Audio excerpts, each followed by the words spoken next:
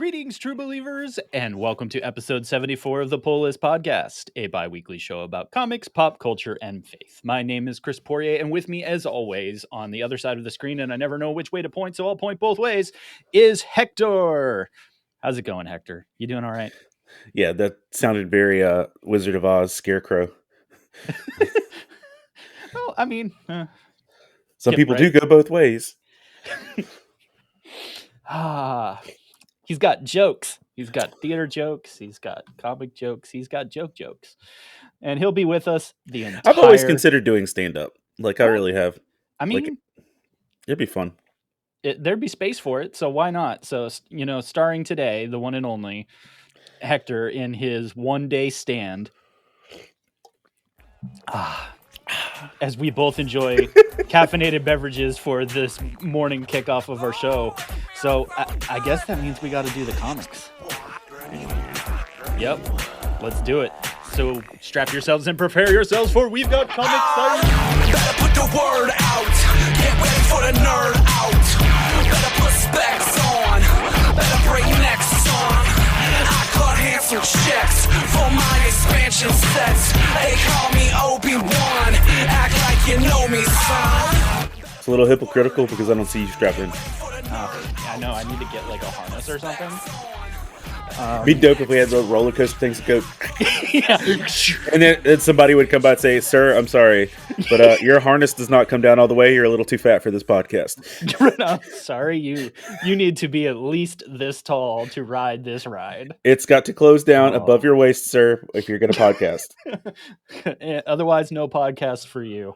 Well, I hope everyone's ready because we've got a lot to talk about today. And as always, I think we have cobbled together a fairly wonderful show for you.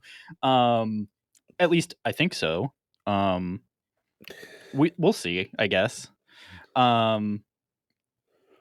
So here we go. And away we go. So we should talk about news. We should talk about some of our polls and some of our favorite things from this week, because that seems like really important. And then we should just kind of see where the rest of the show goes, right? So that seems fair. So let's go ahead and do the thing. You think out of doing this for like 4 years, we'd not be indecisive? No, well, yeah, right. What are we gonna do next? I don't know. Something important, I guess. Who knows? We're gonna talk about some news. 70 issues of Batman later. Yeah. How many more DC comics can Hector and Chris talk about for about the fourth year in a row? Well, I'm leading with DC news, so isn't that special? It's a thing. So yeah, let's get to it. DC Fandome is dead. Oh no. Well, yeah. So I'm not surprised. Right. If you forgot what the Fandome is, I figured I have to actually enunciate there, so we don't get confused about Fandome, because no, fans are fine, I think. But the Fandome was their digital event during COVID that they kind of dropped into places in place of doing other shows and other types of things. And so, yeah, they've been doing kind of this online. Usually it was like 24 hours. So sometimes it was multiple days, and they filmed clips, did interviews, did panels, and all that good stuff, so you could catch up on all of the goodness that was coming forward. And well, they're like, I think you're allowed to see human beings again. And they looked at their legal department and they were like, cool. So that's why they pulled the plug on it, is that they want to go back to doing in-person stuffs in the near future and everything. They didn't quite enunciate when, how, etc., but they want to go back to doing in-person events and having real people doing panels and things of the such. So I guess probably some of this is, we have New York Comic Con coming up still. That's probably the last big marker for the rest of the year. So I think Dragon Con is this weekend. Dragon Con is this weekend, but I don't think they have any significant DC proper stuff announced for Dragon. Because Dragon Con's weird in that sense, is in so far as like comic specific, that yes, everybody's present, but it's not necessarily the focus. Because Dragon Con is a cosplay / media show, and or has developed into one over the years. I just remember in Stanley's last year of life, he was at Dragon Con, and he was on the same artist alley that I would have been in. That's cray. Like, he wasn't with the celebrities. He was in the artist alley, crammed into the third floor of the random hotel down the street. That's wild. And that's so wild is that for folks that know Dragon Con is that comics, like I said, kind of have always been this thing to the side. But they have their own space, and they've always had their own space and everything. But a lot of people are always like, wow, that's a really long way to walk just for comics. Comics are the unattractive partner that you don't post on social media. Aw. Wait. Oh. Moving right along. So yeah. So you don't get a bunch of green screen DC news this year, I guess is ultimately what that plan. I put this out though wholeheartedly. If Fandome was a proper in-person event that you could go to, I would be there. Right. And they've been kind of weak on is that what they mean? Or is it just going away until they do more stuff? But if there was a legit just DC event where I knew they were going to basically do like a DC D23 all day or day. And I have to think that if they're paying attention to the market space, that's where they're going to go, right? Because that is what all of their competition is doing. It is, but Discovery ain't about that. Discovery is about trimming the fat so they can sell it to whoever. Yeah. How unfortunate. So, yeah, that's happening. I will now balance this wonderful set of news with some Marvel stuffs. Do you remember once upon a time that the Wasp actually had their own series, own minis and stuff, and even more specifically that it was delightful and that our friend Jeremy Whitley was writing that wonderful thing. And I remember that Tabitha really loved it. So that's a thing. Well, it's coming back, but not with our friend Jeremy Whitley and everyone else. Yeah, it's a 4-part mini. Al, let's see, Ewing and the rest of all those wonderful folks who wrote it once upon a time, I think before Jeremy, is the return. But it's only a 4-part, so congrats. The Wasp is back. I guess she's stoppable now because she was unstoppable then, and they didn't say now it's just the Wasp. I don't know. They have to remind people who she is before the movie drops. No lies detected. No, I mean it's the same reason why Moon Knight kicked back off before the show, or why Hawkeye kicked back off before the show. It's just like, hey, we need to remind proper nerds that this property exists. And oh, by the way, why Thunderbolt restarted recently. And why She-Hulk, which is, by the way, She-Hulk's good. The comic, I'm enjoying it. I've been enjoying that for a while. But yeah. When She-Hulk's in print, it's been really good the last few times. But I feel like people sleep on it every single time. But maybe the show will draw some attention back to the last couple runs, and people will be able to read a delightful comic. And they'll understand why she's talking to the camera. It's not a Deadpool thing.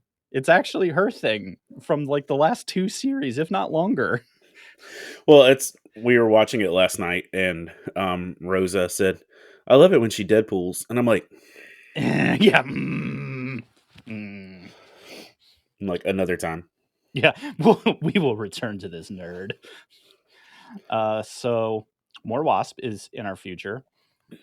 And my last 2 things for news is actually industry stuffs.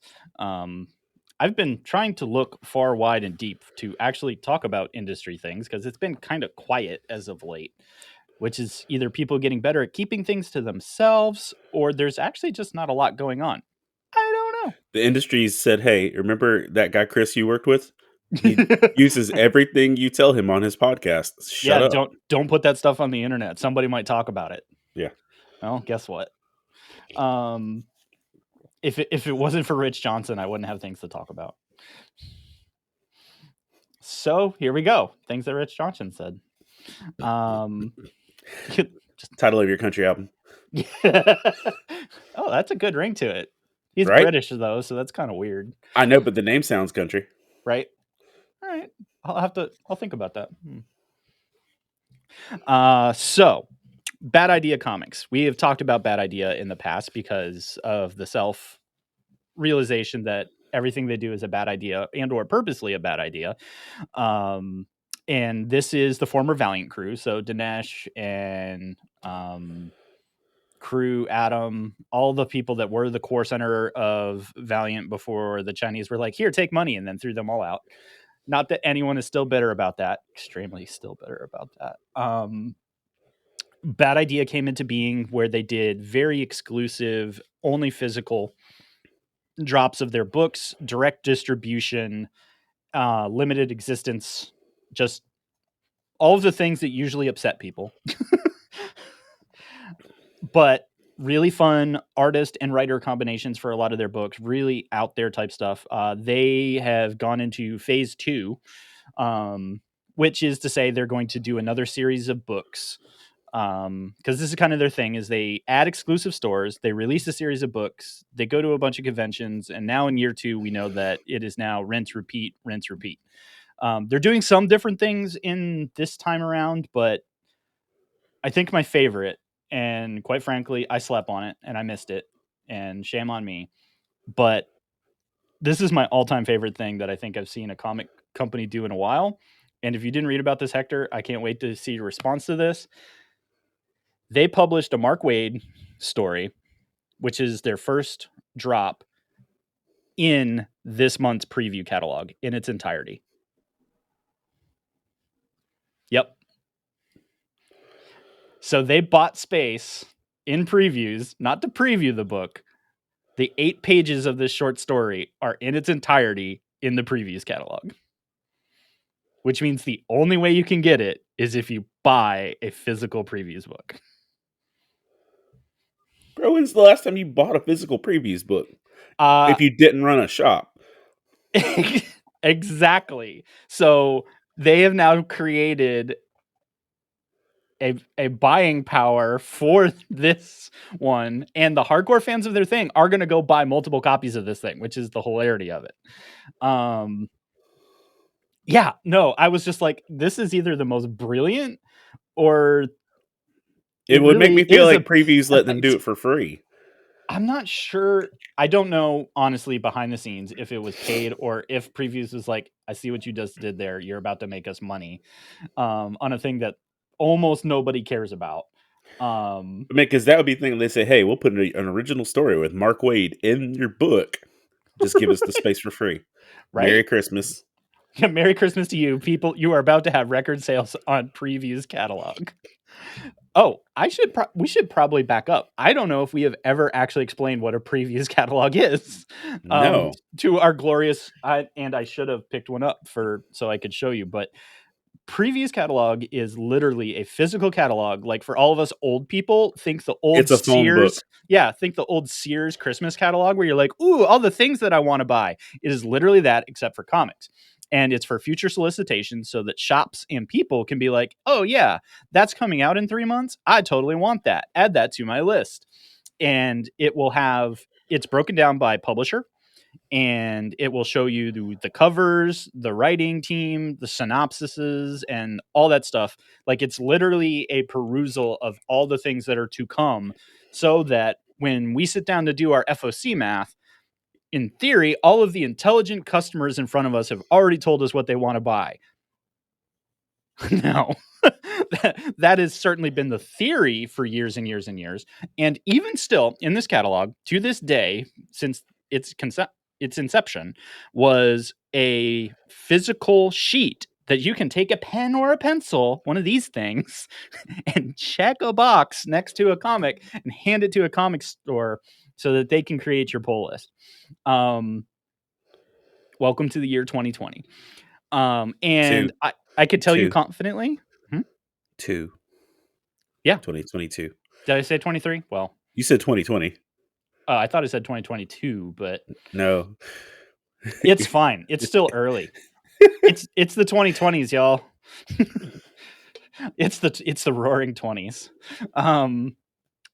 And so yeah, there is an app for it now.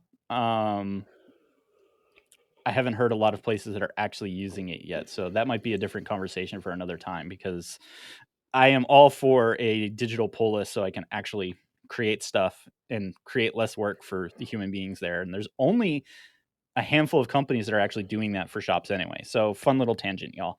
But previews catalog, like literally couple inch thick thing that comes out once a month, and you can use it as a weapon and or is classified as a weapon in the state of California.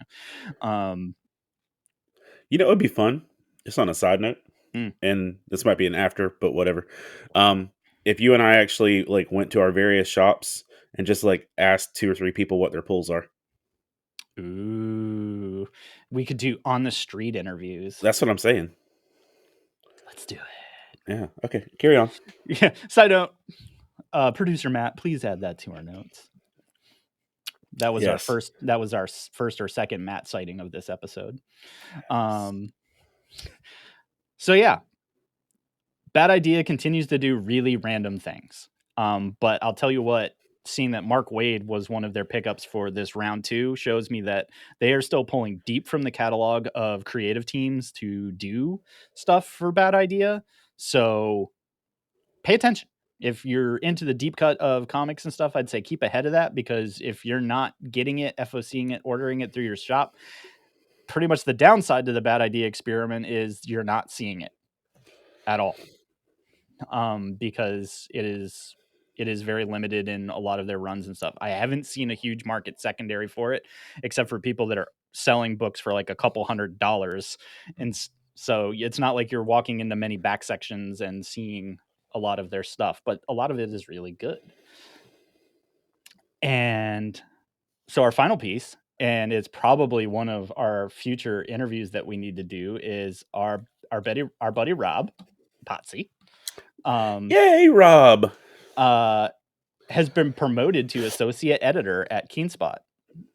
So the important thing here, and why we probably should just have Rob on, is Rob does podcasts. He's done all kinds of stuff. He was a GameStop manager for years and years and years, and just loved the video games and all that. But his side thing has always been he wanted to produce comics. He's an artist, he's a writer, and he's done a lot of different things at Keenspot, original work, but also a lot of like satire type things that he's done. And he's gone from literally, you know, like submitting pages and ideas to getting a book, 2 books, 3 books, to being an associate editor of, you know, an independent small level print.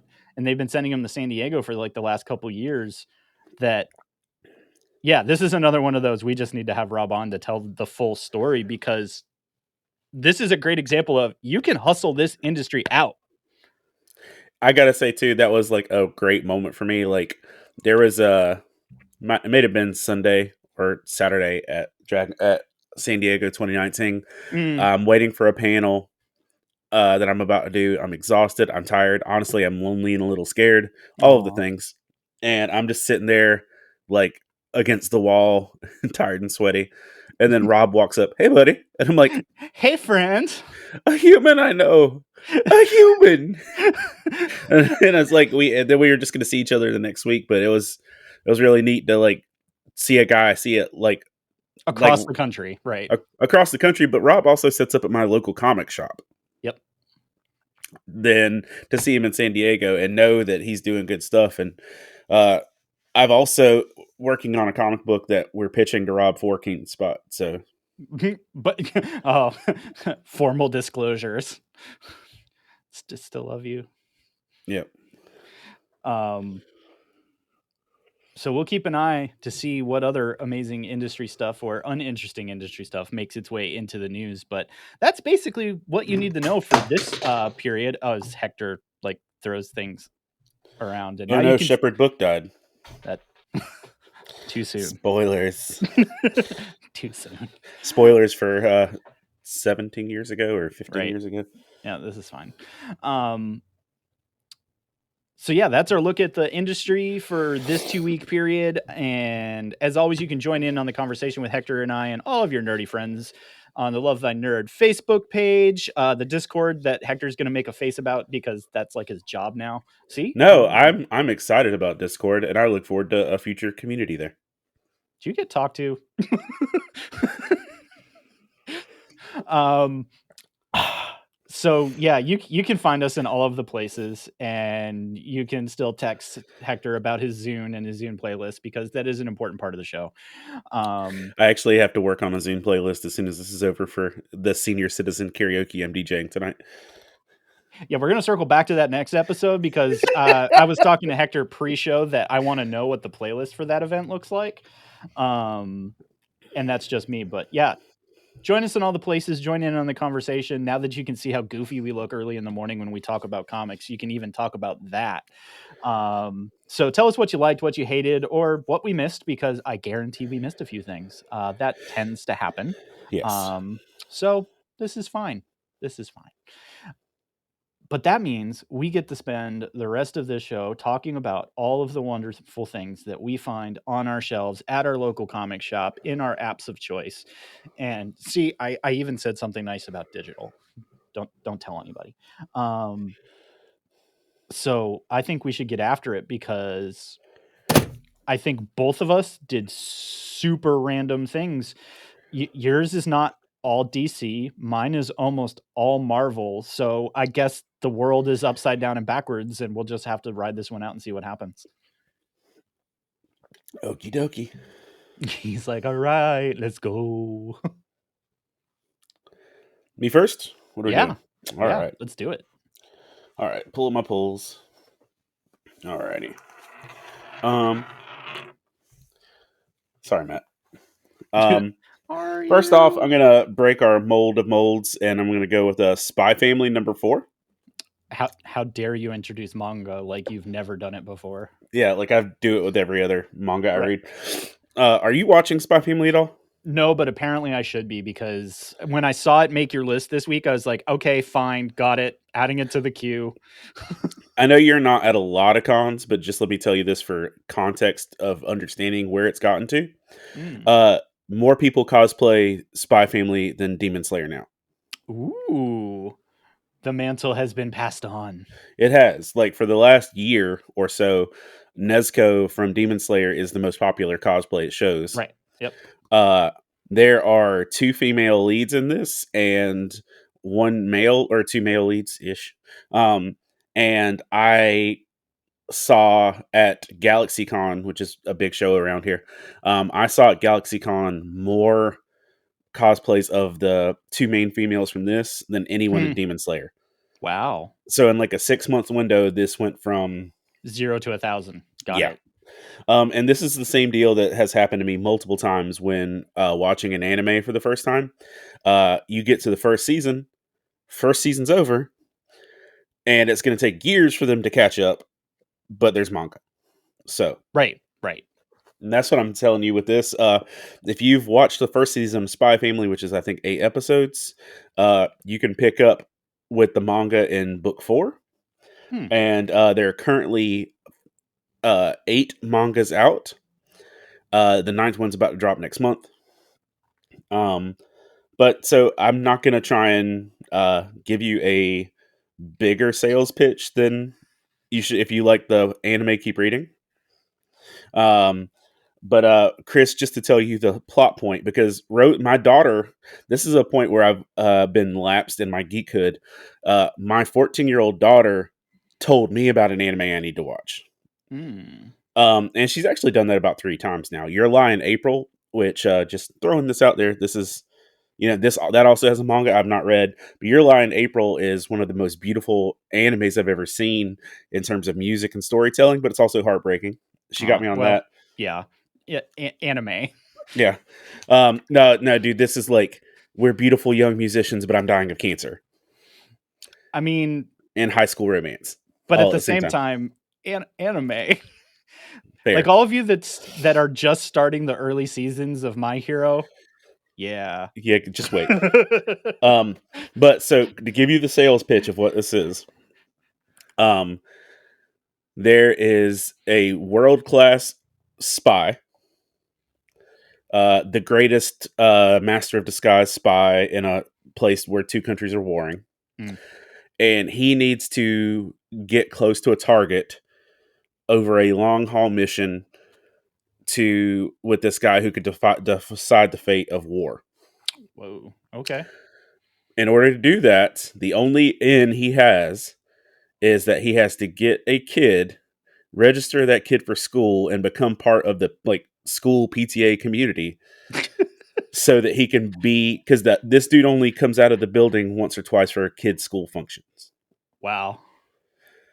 So he goes to adopt a child specifically for this mission. Holy crap.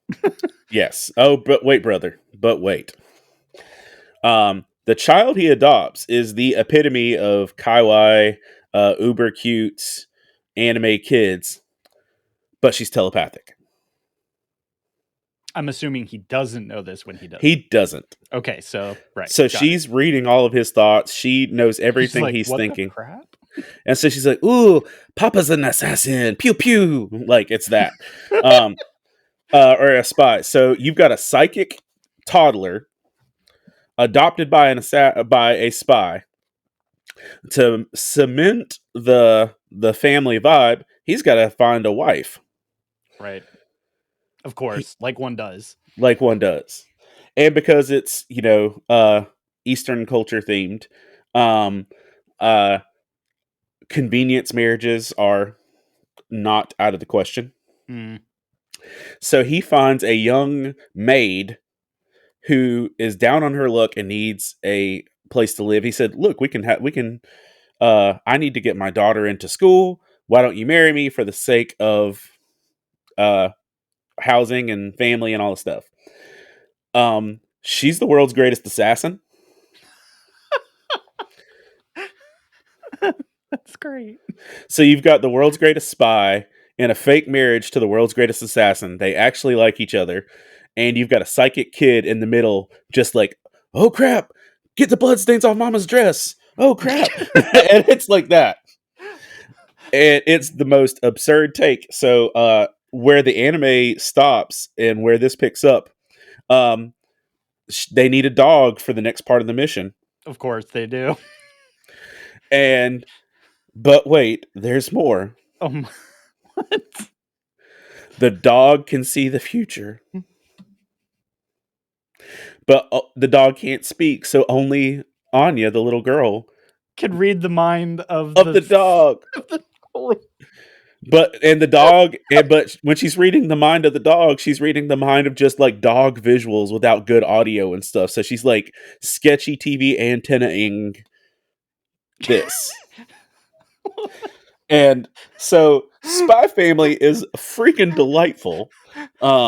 As an anime, as a manga, I've not heard the English dub. I've only watched it in Japanese. But I like the little cute voices in Japanese.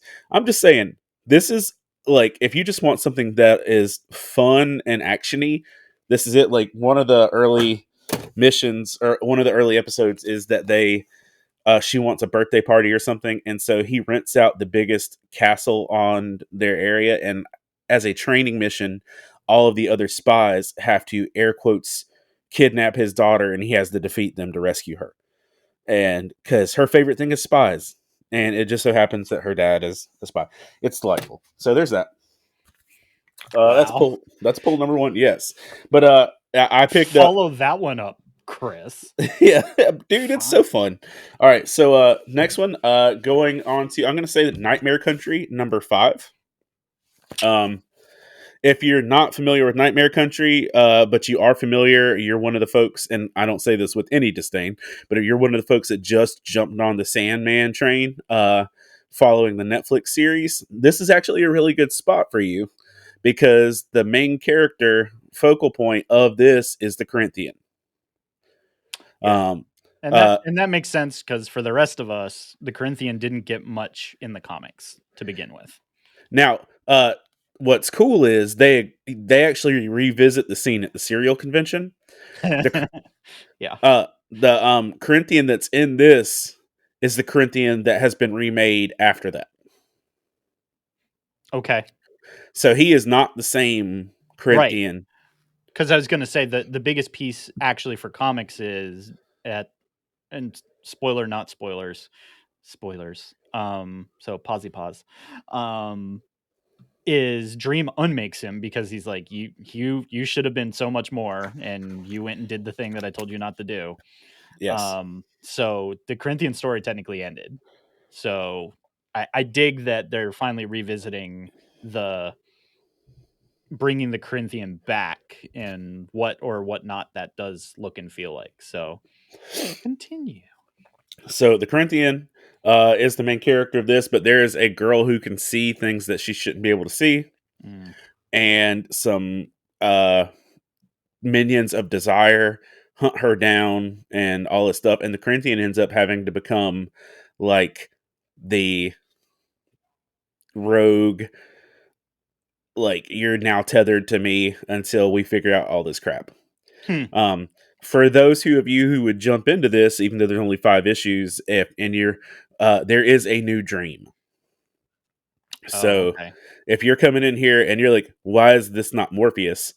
At this point in the Sandman storyline, there is a new dream. And I honestly don't know how that all transpires. I know it does transpire, but I don't know that breakdown. So, yeah, that if you're looking to catch up on Sandman, it's only 9 volumes of the original series, and that does not include all of the offshoots into Lucifer and all the other pieces they did. The recent series of The Dreaming, which is probably where it occurred, but I honestly forget myself. And then now Nightmare Country. So, you've got like a year's worth of catch up, but it's all good. and things I didn't expect to say. If you do want to catch up on Sandman, and I'm honestly considering this, Chris, I'm honestly considering this. It's all on DC Infinite. Oh, is it? That would be the most cost effective way to do it. It is. So if you're not aware, DC Universe used to be DC's app that predated HBO Max, where they were going to put all the DC video and movie and TV content on there, but you could also read all the comics digitally. Yep. HBO Max shot that in the face, like the backseat scene in Pulp Fiction, and then oddly specific. Yes. Then after they cleaned up the mess of DC Universe, they let HBO Max handle all the streaming content, and DC Infinite is the sole comic book digital supplier. You don't own them, but you can read them on a subscription base. You can read all of the Sandman content there. And honestly, it's probably your best option. $7 a month or something, and you can read it all on a pretty quick basis. Yeah, as long as you don't sleep on it, that basically will cut your cost in half if you read one of them a month. Or you could be a nerd and just like read them all in a weekend. And then you have definitely got your bang for buck. Yes. Be like the people that try and binge whole series on their 1 week free trial. Drop it, right? Going on, and variants number 3, which, by the way, let me just put this out there. I love Gail Simone. Yep. I love Gail Simone so much. And Gail is as just a writer and a human being. Her Twitter is delightful. Just FYI. And I saw recently that a few of my like local friends are actually friends with Gail Simone on Facebook, and I'm like, I'm jealous. Yeah. But anyway, I'm like, I look at these people, I'm like, you're not cool enough to be friends with Gail Simone. I want to be friends with Gail Simone. But anyway, be friends. I do. But Variants is a multiversal type situation where all these different versions of Jessica Jones show up, and it's Spider-Man No Way Home with Jessica Jones. Got it. It's literally what it is, except their different versions are quite wacky. You've got one that's very pink and bubblegummy. You've got one that's basically the same Jessica. You've got one where Jessica becomes Captain America and was married to Daredevil. Fair. And they actually have, yeah. Yeah, well, because she like goes up on a rooftop in issue 2, and she's like, Matt, and she just runs up and starts kissing him. And he's like, "Excuse me, ma'am." He's like, Yeah, "Luke, ma'am. Luke Cage will punch a hole in my intestines. Please get off me." He's like, I do not choose to die this way. And they realize later that Jessica's married, but they all sit down and have coffee together in this. But they had to bring in, for the beginning of it, to bring in She-Hulk to break up the fight. Either way, if Jessica Jones floats your boat, if you like multiverse stories, if you like variants, It's if a you good like thing because Marvel's got you. Marvel's got you. This is a story for you. And it's fun. They are only 3 issues in, and I want to say it's like a short series, like 6 is what it's going to. I could be wrong on that. I might be able to look that up while you're talking. But it's Phil Noto is also the artist, which means it's glorious art. Yep. Can't beat it. It's great. Let's see. What does the interwebs tell me? Number 3 of 5. So yes. 3 of 5. So yeah, it's a short one. And then my other pull, which is the 20th anniversary of Firefly issue. I just want to say off the top, like, first time in a very long time, Hector literally messages me and says, "You don't get to do Firefly 20th." It's the middle of the week. As soon as I picked no up discussion. This is mine. As soon as I read it, I just messaged Chris, dibs on Firefly 20th. Like, dibs. And I have to honor the sacred tradition of dibs. He didn't respond. I am bound by law. He didn't reply. He didn't send me a mug mean face emoji. He just like, all right. I hadn't read it yet, so I was like, I had a feeling I knew exactly what it was about as soon as that happened, and I was like, I'm okay with this, and I'm just gonna have to step away. Which, by the way, for you nerds out there that are you don't feel like Googling, the 20th anniversary of Firefly is September 20th. There you go. Is the actual, and Faith and Fandom will be doing a bunch of Firefly stuff that day. But yeah, Firefly 20th. If you're not aware, they've done an all new Firefly story. Meaning like, right. But I'm saying like, there's a new branch of comics called All New Firefly that take place like 12 to 15 years down the road. Because it might even be slightly longer than that, because remember that 1 or 2 of the crew is children of, and they're definitely like teeny, not small, but teenage more than. Yeah, as I was about to say, Emma is like mid-teens. Right. But she was like, yeah, okay. Yeah, no, that's the thing. The timeline thing kind of makes your head hurt for a second, and it's mostly they're just like, just accept it. This is the thing. It's a kid. Move on. So this is at least 16 years after the movie Serenity. Yes. And it's a cool story because it takes place in the Firefly proper timeline. Yes. And then jumps forward 16 years, and you get kind of like the resolution of it in All New Firefly timeline. Yeah, it's pretty great. We finally get to see some folks that we unfortunately don't get to see as often anymore. Yeah. And yeah, no, I enjoyed this read for that purpose. So continue to tell us a story, Uncle. I won't do a ton of spoilers on it or anything like that, but I'll say it's you get a lot of you get a healthy dose of Shepherd book, which is my bread and butter. Yes. I love Shepherd why book. Hector is like, no, and I'm like, cool. This story's about book. Got it. Yep. picked it up and read it and went, yep, nailed it. Which, by the way, this is just a side note. If you are a Firefly fan and you have not read A Shepherd's Tale, which is a supplementary Firefly one-shot graphic novel that actually gives you all of Shepherd Book's backstory. So good. Read that junk. Yep. I found God over a bowl of soup. Is the thing with that. But that's Dark Horse for those of you that need to Google. Yeah. And but with this, you get Shepherd Book being Shepherd Book at his best. And then you, in retrospect, get to see a lot of people talk with reverence and wisdom about Shepherd Book in the future. Yeah. So it was in the feels for sure. It was good. And I plan to reread this, which is nice. So yeah, those are my main pulls. What you got? So I said I pulled a bunch of random Marvel, and it's because I did. So Yeah, I figured you had that. Yeah, well, it's so.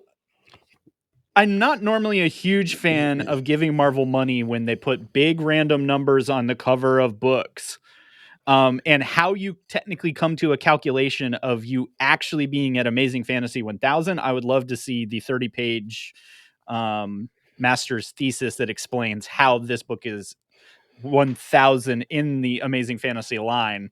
But anyway, we're kind of in the era of, there was the time period in the 90s where we did issue 1 million, which was literally a marketing thing.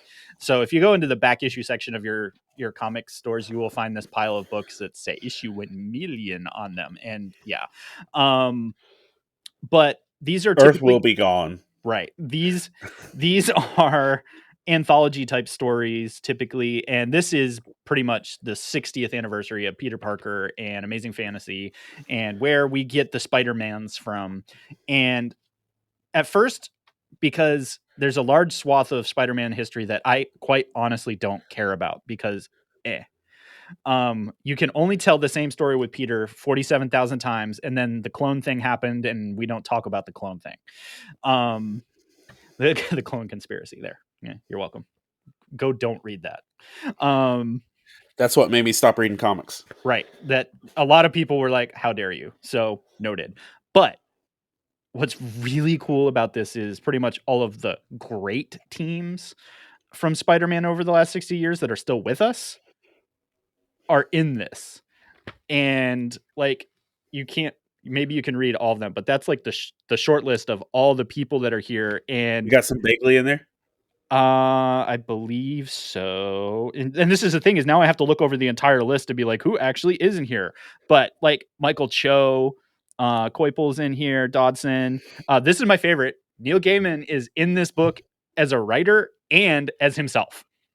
So talk about awesome timing. He literally does a first person thing of, and I'm not sure if it's a true story or if it's how he imagined it.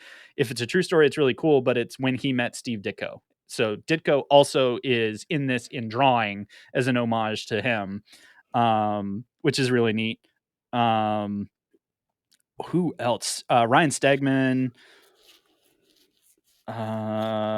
Hickman wrote in here. Holy crap. Did Begley not? Huh. Dan Slott, like literally anyone that's been kind of working on this thing for the last couple of years. Begley is not. And see, to me, there's not Spider-Man without Bagley. Yeah, that's actually interesting, but I'm trying to think if he's actually been on one of the books recently, and maybe that's why. He was, dude. Well, that's what I mean, is that because of the proximity of his actual work. Because wasn't he on some of the Sins Rising stuff? Mm-hmm. Yeah. So that might be why. But the only other thing that kind of stands out is McFarlane isn't here. Yeah, I don't even I know, but even at least for art. But let me see if I can find at least a couple, because one of the stories in anthologies almost never fully impress me, to be completely honest, because usually they're short. You kind of got to get in and get out, and make that kind of thing that you do. But the best part about them generally is the art. And that's why this book made my list, because it made you have all the spider feels like through multiple eras. Oh yeah. Like if you guys can see this, like this dual page splash just made me go, oh yes, that is the Spider-Mans. Is that Alex Ross? I don't believe so. Okay, go on. Sorry. Now I've lost the page. How dare you? This one was, because lots of cool stuff in here. So it may be Ramos or Sabino, because a couple people worked on that story. But yes, so if you are about the Spider-Mans and you want to see kind of a cool walk through the graphics of Spider-Man over the last couple of years, this was just a fun book. That y'all know me. I usually recommend books that are really off the wall, or, ooh, this is extremely pretty, you should look at it. So this is extremely pretty, you should look at it. Moving on to my next one, I went boom. And I don't think I actually fell into the series in the first series, but Wind, was a cool fantasy story that was done a while ago. This is a Tinian book. I don't know if you read it when the first series came out, but it's kind of about basically the presence of. It's a very like think high fantasy world of like humans are like the minority in terms of the different types of beings that are present in here, but magic wielders explicitly are typically viewed as dangerous. Um, and this is kind of a story of an elf type flying being that is part of a higher echelon of beings that most of these folks haven't seen in a very long time. So a lot of this story is about this individual being hidden and then wandering through an unraveling war that is currently occurring. And this war is like between orcs, humans, vampires. Like we're talking about a world that like literally regular quote unquote human beings are absolutely at the bottom of this food chain in terms of stuff going on in the world. Um, but this is another book that there's a lot to it. There's a lot of heft to it. I think it's a short series. I think it's a 1 of 5 as well. But the books are definitely double issue. They're thick. They are running north of 32 pages instead of like the regular stuff, and it's got solid fantasy arts. Hey, look, it's a tavern. Um, so All roads lead to the end. Yep, pretty much. So you can check out Shout out Mike Perna. Yeah, Wind the Throne in the Sky if you kind of want to scratch that fantasy type scratch. And that's Boom Studios. So Boom's just been, as far as I'm concerned, hitting on all cylinders lately. Very pretty books, high quality stuff, great teams. So as much as I pick up Image number ones just to see, I feel like I pick up more Boom number ones and stick than Image right now. Like Image does seriously off the wall stuff a lot of times and collectors go after them, but I guess I'll say it here first. Go pick up Boom number ones because I think you're more likely to hit. Something you actually want to read. Right. And also could become super collectible, possibly. I'm not going to say that with a lot of oomph because it's impossible to tell, but I'm seeing much cooler stuff from them lately. That I think people are sleeping on because they're like, oh, Boom's that kids company. It hasn't been for a while, fam. So pick up some of them books. I'm going to move two of my Marvels around because I talk a lot about it. This one's going to hurt my soul. But this falls into one of my Marvel categories that all of you are all too familiar with. That's Damage Control number 1 for all of you that don't believe that I don't read really random Marvel stuff. This book falls into the same category as Strange Academy for me in that it is absolutely crazy silly, the premise of the book, but it is stupid fun in the process. And there is a time and place for stupid fun, especially in the Marvel universe. And Damage Control literally is kind of this concept of this superhero agency that is kind of like the cleanup agency of all the craziness that is superheroes and everything in the world. And Damage Control follows 2 interns at Damage Control, kind of in their thing. And so the first book is literally this kid gets his internship and he gets dropped in the mailroom of, what they eventually refer to as basically, the waiting room for S.H.I.E.L.D. So this is where all the rejects go before they are actually good enough to end up in S.H.I.E.L.D. But they actually are doing like the damage control or public relations control for heroes like Fury and Thor. And so you get lots of silliness throughout this entire book. And I saw someone else post it earlier and in the community, and it's just absolute truth that this whole thing starts at the coffee shop, like up the street from Damage Control. And you catch Moon Knight getting his coffee, and they wrote Moob Knight on it instead of Moon Knight. So, maybe it's Moob, it's Moob Knife. And he's just like, give me my coffee, you silly person. And that's the flavor of comedy throughout it. So I'm sorry, not sorry, because it's just stupid fun. And when he falls behind on delivering all of his mail in the day, Nightcrawler helps bamf him around the office so he can do it faster. Let's see. I almost bought that just because of Nightcrawler being on the cover, but I'm like, Yep. I'm going to be disappointed if I do that, so I won't do that.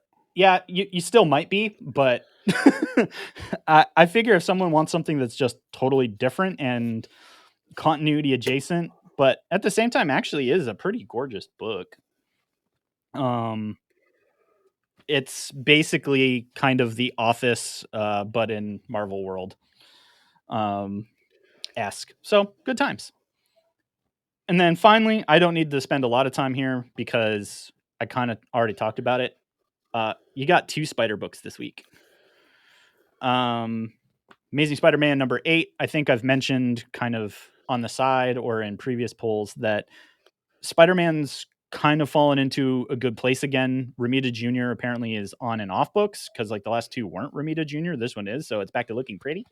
But there's a lot of very typical Peter Parker going on here, and it's not clones. It's not some of the insanity that happened towards the end of Sin Eater and all of that. It's just kind of back to feeling more like Peter just doesn't ever catch a break. So he's still doing work with Norman Osborn, and that's still kind of weird. And that whole relationship post Sin Eater is still really, really weird. But it's back to feeling kind of like friendly neighborhood Spider-Man territory, and just straight up Peter, not clone Ben Reilly, not other stuff, just Peter. And I dig Spider-Man once we end up back on that planet. So that's kind of the flyby of some of my stuff. So we got some number ones left. So how about you hit us with that? What hit the top of your number one list for the week, and then I'll close this out with a really weird book. Mine's weird too. Don't at me. Too late. Evanescence number 1. See, you said that confused, but maybe not everyone will comprehend that not just the term, like the band, Book Down. Yep, book down. This is literally a comic book based on lyrics from Evanescence. Okay, that makes it even more weird than I originally thought. Go on. So the foreword is from Amy Lee from Evanescence, and the general like art of it and stuff. I'm gonna make some comments here, and I don't want this to sound negative. Okay. Okay. But just to say, this looks like something produced in Artist Alley. Oh, half our friends just unadded you. And that's not a bad thing, but there's a difference between something looks like it came from Boom or Marvel versus like it came from Artist Alley. And this looks like this looks like I'd be beside the booth that did this. And with that, that's not a. This is a book he's trying to tell you to read. I am, and this isn't a bad thing at all. I'm just saying this does not look like it is a major studio pitch. This looks like a labor of love. Okay, I'm following now. Right, it's not necessarily a bad thing when. No, but look at this. One of the variant covers is a Breath of the Wild cover, and that is the most random thing ever. But like one of the variant covers for this is a Breath of the Wild cover, and so it's just a weird setup. But they basically take some lyrics from not even like this isn't like "Wake Me Up Inside" or anything. Right. They take some lyrics, and so the entire conversation, is about a girl whose father died, and then when she dies, she rejects being forced to accept everything as positive and light, and like they want her to only dwell on the good memories, and there are things that feed off of her good vibes. And she's like, no, I need to deal with my pain, and it's only until she actually deals with her pain that she can actually be reunited in the afterlife with her father. And the whole thing is very watercolor, very pretty, and as of course it should be. The back is an ad for Evanescence's tour, with all of the spring, with all of the fall dates, and they're on the road with POD. So, Oh wow. All right. um, so like literally, like this is almost all independent vibes. Um, and there are more issues coming. So here's a preview of the cover for the next issue. Um, but just to say this is a book based on the lyrics of Evanescence. And if that floats your 2000s boat of musical references and you have flashbacks to Jennifer Garner's training montage from Daredevil, this is the book for you. Oh, okay. References. Dude, tell me you hear "Wake Me Up Inside" and don't see Yes. Jennifer Garner like slicing up bags with like size in that tight outfit. I mean, come on, that was Ah. I was like 19, 20 at that point. Heck yeah, bro. I'm trying to figure out how to call this episode that. um so yeah, my numero uno is Minor Threats. Oh, I saw that. Yeah, Yeah. so Patton Oswalt, yes, that Patton Oswalt is writing a comic.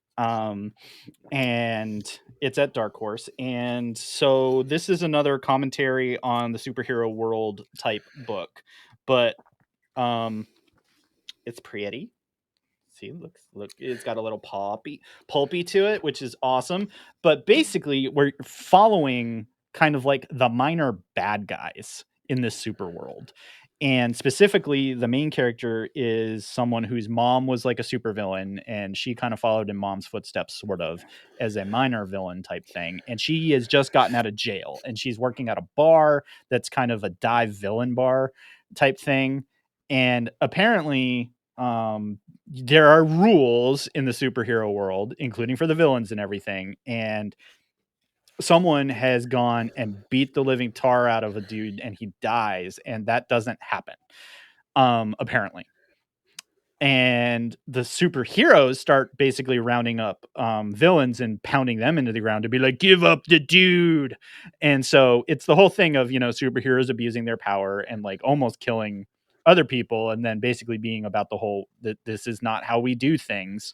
So we're still establishing kind of the rule set of this world, but you understand that there are basically supers rules, Right. and that they're not quite being followed. But ultimately, because they're all getting pounded to death practically by the good guys, the minor villains by the end of the book band together to go, okay, we got to go find bro and either bring him in or kill him, because we kind of don't want to keep getting destroyed out here by the good guys. Like, it very much probably is leaning into that political thing of, see, this is why cops are bad, but I'm trying to ignore that, because it definitely has that vibe. It sounds like what happened in DC after the Rogues killed Flash in Countdown, and the Rogues had to go on the run because of all that. Yeah. Right. So, but all of these characters have like super like off the wall like abilities. They're really kind of random. And as the title ensues, they're not really a threat to anybody because of their abilities and who they are. But it's very pulpy. It's kind of fun. Oswald's humor is kind of sprinkled throughout. So I'm along for the ride because I dig books that kind of throw back to that pulp feel Yeah. and are just fun. And that's what this book does. So I'm in. All right, On Patton, an get my Oswald note, money. just to throw it out there for those who don't, Patton Oswalt also wrote one of the best Firefly comics. He's been Um, writing a lot.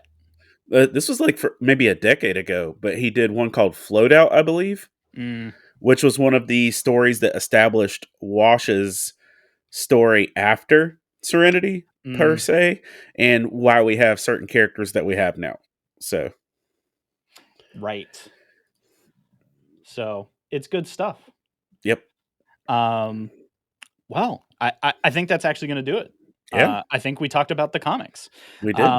So that's going to do it for us here at the Polis Podcast. Episode 74 is now in the books and your ears and your eyeballs. It's true. We're on YouTube now, so don't miss that. Like and subscribe. Smash that button. I feel wrong doing that every single time, but you should do that because we're on YouTube and it's awesome. But we can't do this alone. As many of you know, we take this epic journey of podcasts and fandom and lots of other crazy nerdy stuff with the folks over at the Love Thy Nerd podcast network. So be sure to visit lovethynerd.com for more info, previous episodes, and maybe find yourself a new show to add to your routine. Because ultimately, end of the day, Hector and I also want you guys to know that how thankful we are that 4 years later you are still listening and now watching us talk about comics. So rate and review the show. Leave us some of them 5 stars, hit like, all that good stuff. You can find us on the iTunes, Spotify, Stitcher Radio, YouTube now. So we're just thankful that we get to talk about comics. So you guys make this possible, and it's good to know that we have fans. Thank you. From the bottom of our hearts. So thanks for listening. And remember, kids, read more comics.